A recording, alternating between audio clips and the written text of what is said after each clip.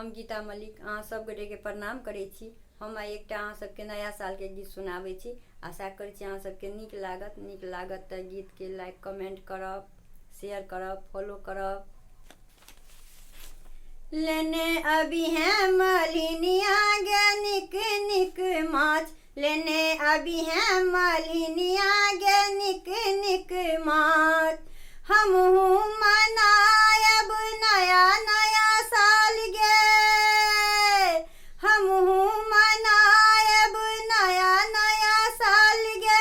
झुम झुम करब खूब नाच, लेने अभी हैं मलिनिया गे निक निक माछ, लेने अभी हैं मलिनिया गे निक निक माछ।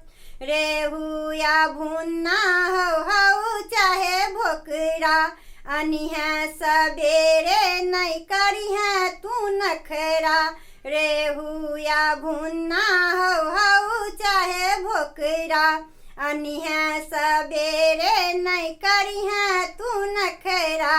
1-2 किलो नहीं चाही गे हमरा, 1-2 किलो नहीं चाही गे हमरा, चाही किलो 4-5।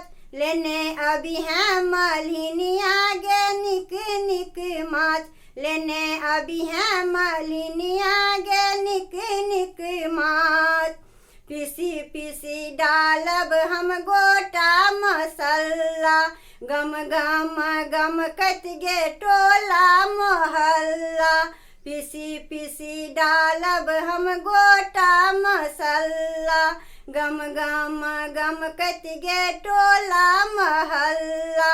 रसगर सुअदगर तेलगर चहटगर, रसगर सुअदगर तेलगर चहटगर, है तई सोनहगर झांस। लेने अभी हैं मलिनिया गे निक निक माछ, लेने अभी हैं मलिनिया गे निक निक माछ। गरम गरम झोर संग भात बासमतिया, जी के जुड़ायब गे खा खा क कुटिया। गरम गरम झोर संग भात बासमतिया, जी के जुड़ायब गे खा खा क कुटिया। रही रही बड़ी जी लुस फुस करैया, रही रही बड़ी जी लुस फुस करैया। तोरा कहै छियौ सच, लेने अभी हैं मलिनिया गे निक निक माछ, लेने अभी हैं मलिनिया गे निक निक माछ।